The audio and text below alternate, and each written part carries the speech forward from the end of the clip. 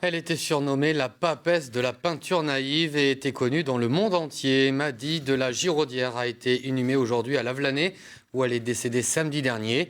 Cette grande dame a reçu un dernier hommage à la hauteur de son œuvre. Laurent Winsbach et Pascal Dussol ont assisté à ses obsèques.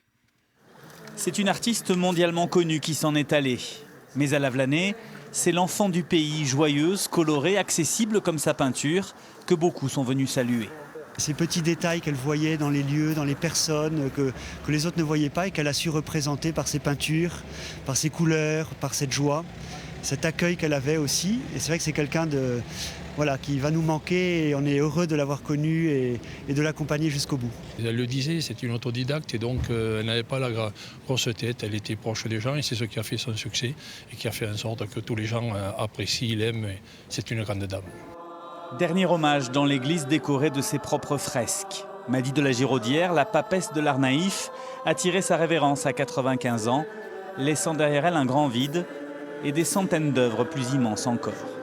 Je l'ai connue à Paris, je l'ai connue ici, j'étais à son dernière exposition ici.